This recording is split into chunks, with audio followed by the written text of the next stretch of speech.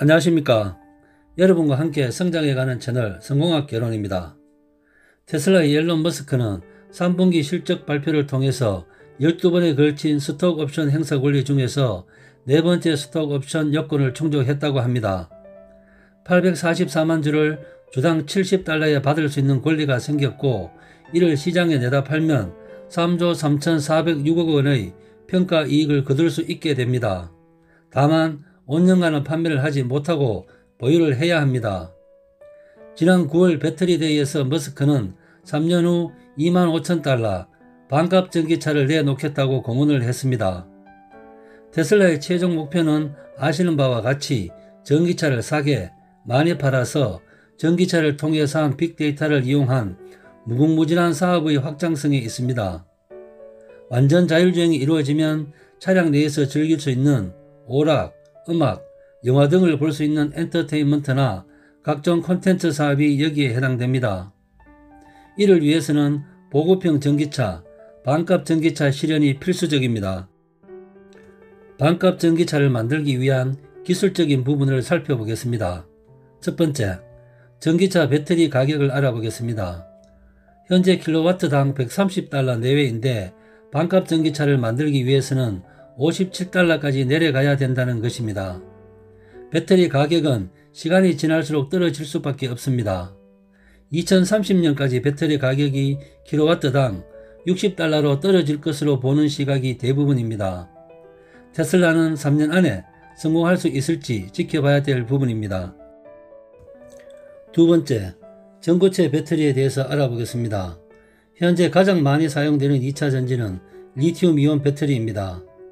액체 전해질로 에너지 효율이 높지만 수명이 상대적으로 짧고 전해질이 가연성 액체여서 높은 온도에서 폭발할 위험이 크다는 단점이 있습니다.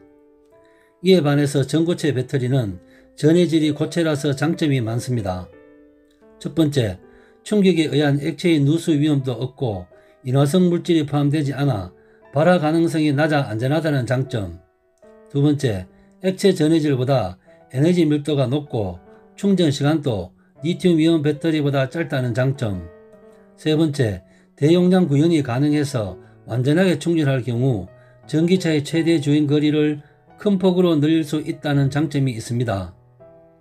전고체 배터리는 확장성이 높아 리튬이온 배터리를 대체할 기술로 주목을 받고 있는데, 문제점으로는 고체 전해질의 경우 액체 전해질보다 전도성이 낮아 효율이 떨어지는 문제가 있습니다. 따라서 전고체 배터리는 현재 리튬이온 배터리보다 더 많은 연구가 필요한 실정인데, 테슬라는 3년 안에 상용화가 가능할지 의구심이 드는 부분입니다. 테슬라는 2019년 전고체 배터리 개발 업체인 맥스웰 테크놀로지를 $2억 1,800만 달러에 인수했습니다.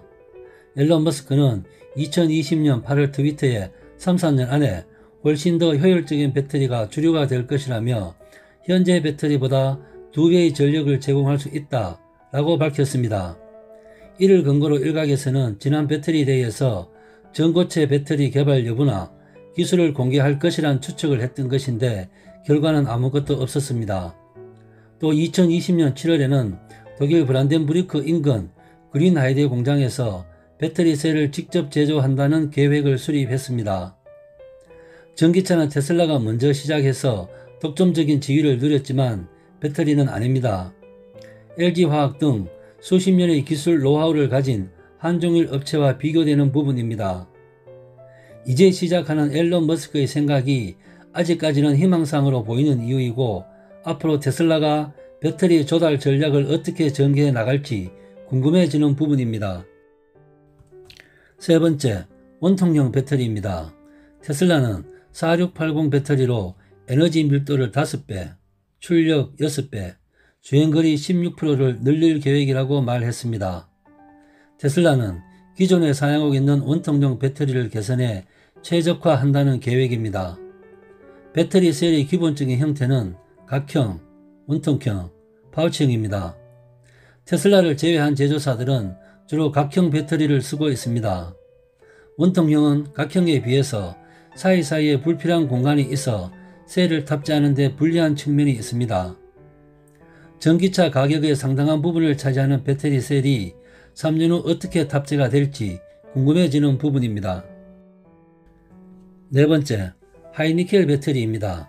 일론 머스크는 배터리 효율 향상에 집중하겠다고 밝혔습니다.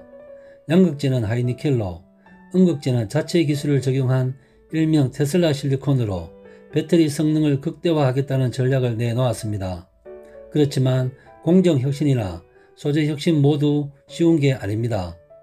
니켈 함량이 높을수록 주행 거리는 늘어나는 반면 안전성은 저하됩니다. 최근 전기차, 에너지 저장 시스템 등에 사용되는 중대형 전지에 적용하는 니켈 함량을 70% 혹은 80% 이상으로 하는 하이니켈 양극 소재가 개발 중에 있습니다. 우리나라 업체들의 현실을 살펴보겠습니다. LG화학은 시장 지배력 확대를 위해 독자적으로 소재 기술을 개발하거나 국내 소재 업체와 협업해서 하이니켈 양극재를 개발하겠다는 의지를 보이고 있습니다. 니켈 함량을 90%까지 높이고 코발트 비중을 5%까지 낮춰서 주행 거리는 늘리고 안전성을 강화한 NCMA 배터리를 개발 중에 있고 2021년 양산할 계획이라고 합니다. 삼성 SDI 역시 2021년 NCA 배터리 개발을 완료한다는 계획입니다. NCA 배터리는 삼성 SDI의 독자 소재가 접목된 배터리입니다. 니켈 함량을 88%까지 높여서 에너지 밀도를 업계 최고 수준으로 끌어올리고 기존 NCM 배터리 원료로 망간 대신에 알루미늄을 넣어 안전성 문제를 해결했다고 합니다. 삼성 SDI는 NCA 배터리를 독일 BMW 신차에 처음으로 탑재할 것으로 전해집니다. 후발주자인 SK이노베이션은 하이니켈 NCM811, NCM9 반반 제품으로 세계 3위를 차지하겠다는 야심만만한 계획을 가지고 있습니다. SK이노베이션이 국내에서 유일하게 파우치형 NCM 배터리로 니켈 함량을 끌어올리고 있다는 점, 그리고 배터리 자체 제조 기술에 양극 소재 업체 간 큰 시너지 효과를 내고 있다는 것이 업계 분석입니다. 다섯 번째, 테슬라의 독자적인 배터리 생산 생태계 구축입니다. 2022년 100GW에 이어서 2030년까지 3TW 배터리를 생산할 목표를 제시했습니다. 배터리 제조는 전기차 생산과 다를 수 있습니다. 20년 배터리 제조 기술을 자랑하는 LG화학도 2018년 1분기부터 폴란드에 신규 공장을 설립하고 이후 정상 가동에 2년 이상의 시간이 필요했습니다. 이는 새로운 환경에서 공정 변화와 인력 중원 같은 다양한 변수가 존재하기 때문입니다.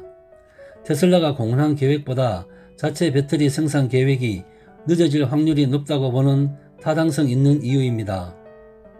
배터리 셀을 차 셰시에 바로 탑재하는 셀2팩 기술도 중국의 CATL이 2030년까지 상용화한다는 목표를 제시했고 템리스 부분도 반값 전기차에 어떻게 적용될지 여부를 지켜봐야 할 부분입니다. 배터리 데이를 통해 공개된 테슬라의 기술은 아직은 테슬라가 자체 플랫폼에 맞춘 새로운 규격을 개발하고자 하는 초기 단계로 보는 게 타당할 것 같습니다. 이상 반값 전기차를 실현하기 위한 기술적인 부분을 알아보았습니다. 여러분과 함께 성장해가는 채널 성공학 개론, 오늘의 핫 포인트입니다.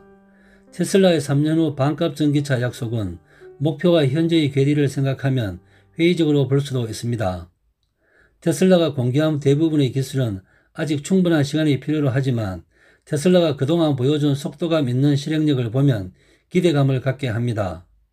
테슬라가 배터리 조달 전략을 어떻게 전개해 나갈지 지켜봐야 할 것 같습니다. 이상 마치겠습니다. 감사합니다.